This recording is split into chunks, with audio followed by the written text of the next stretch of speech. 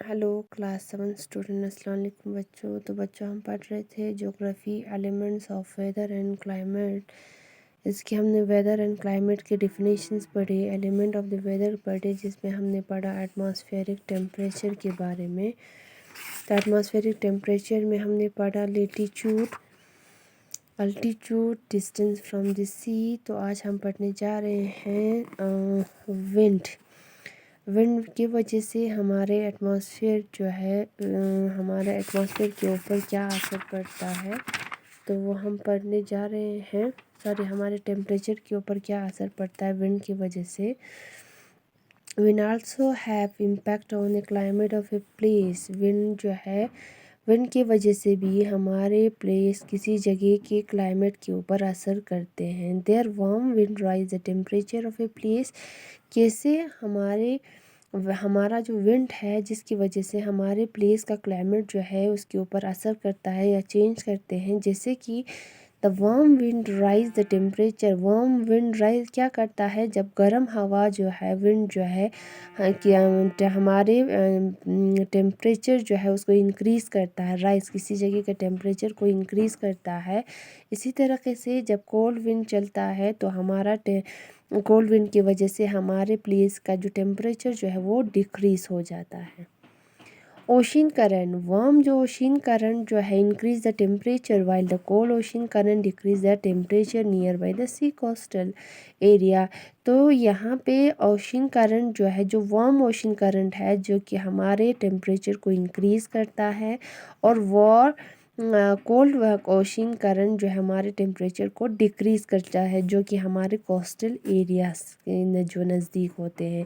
और भी फैक्टर्स है जैसे कि other factor like the slope of land की वजह से असर करता है, या रिलीफ क्लाउड्स की वजह से, सॉइल एंड वेजिटेशन या कवर आल्सो इन्फ्लुएंस हमारे टेम्परेचर ऑफ ए प्लेस। तो यहाँ पे एक चीज़ है, मेजरमेंट ऑफ द टेम्परेचर। तो एक हमारा जो टेम्परेचर जो है वो किस तरीके से मेजर किया जाता है, तो एक इंस्ट्रूमेंट इस्तेमाल किया जाता है जिसको थर्मोस्फियर कहा जाता है। तो ये जो टेम्परेचर जो है उसको मेजर किया जाता है डिग्रीज़ में, इसमें डिग्रीज़ में मेजर किया जाता है। द स्केल, उसमें जो एक स्केल का इस्तेमाल करते हैं जिसको क्या कहते हैं, फ़ारेनहाइट स्केल या सेल्सियस स्केल जिसे कहा जाता है। तो यहाँ पे इंडिया में मोस्टली सेल्सियस स्केल का इस्तेमाल किया जाता है।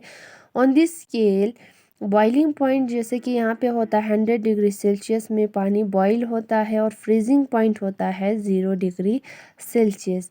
ऑन द फ़ारेनहाइट स्केल, जब हम फ़ारेनहाइट स्केल में लेते हैं, इसको होता है यहाँ पे बॉइलिंग पॉइंट जो है 212 degree Fahrenheit and the 32 degree Fahrenheit respectively. ठीक है।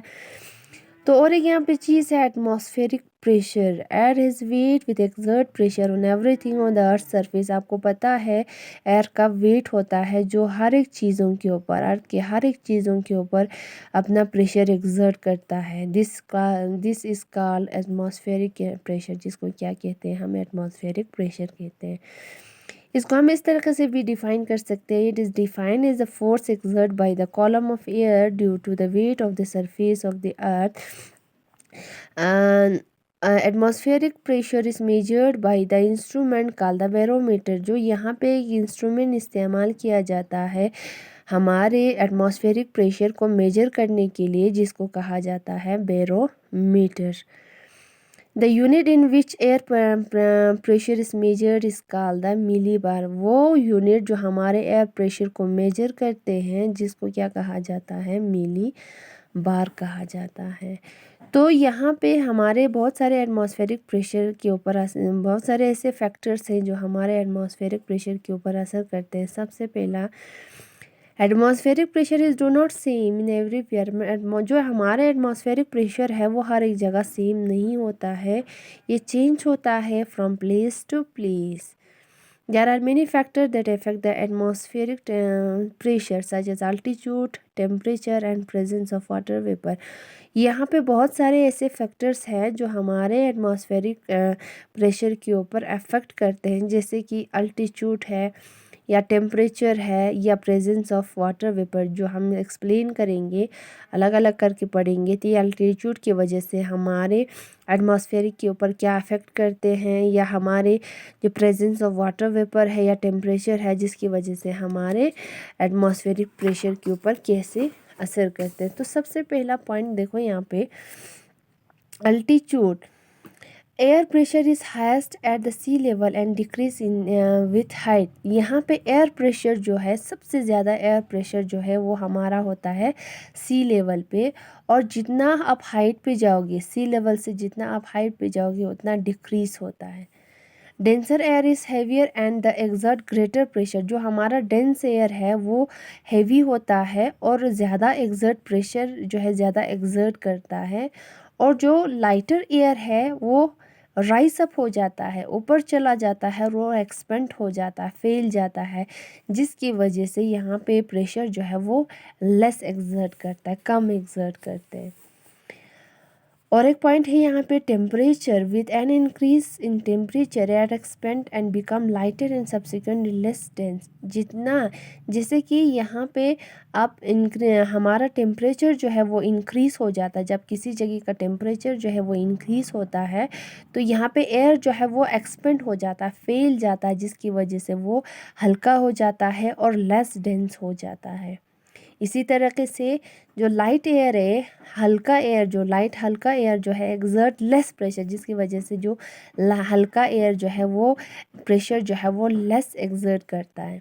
इसी तरीके से on the other hand, cold air is the dense and heavier. Cold air जो है वो ज़्यादा डेंस होता है और ज़्यादा हेवियर होता है, जिसकी वजह से प्रेशर जो है ज़्यादा एक्सर्ट करता है हमारे सरफेस पे। तो आपको इससे पता चलता है जो लाइट एयर है वो प्रेशर कम एक्सर्ट करता है, जो कोल्ड एयर है, यहाँ पे हॉट एयर हुआ, हॉट एयर जो है वो प्रेशर कम एक्सर्ट करता है, कोल्ड एयर जो है प्रेशर जो है वो ज़्यादा एक्सर्ट करता है। इसी तरीके से वाटर वेपर जो हमारे एटमॉस्फेरिक प्रेशर के ऊपर क्या असर करते हैं, तो air which has water vapour is lighter than the air which has little और नो वाटर। वो एयर, वो हवा जिसमें वाटर वेपर प्रेजेंस होंगे, जो कि इस लाइटर, वो हल्का होता है, किससे वो होता है, वो एयर जिसमें या तो बिल्कुल वाटर वेपर नहीं होंगे या थोड़ा सा वाटर वेपर होंगे, उससे जो है, जो जिसमें वाटर वेपर ज़्यादा प्रेजेंट होता है वो लाइटर होता है, हल्का होता है। Therefore moist air exert less pressure and the dry air.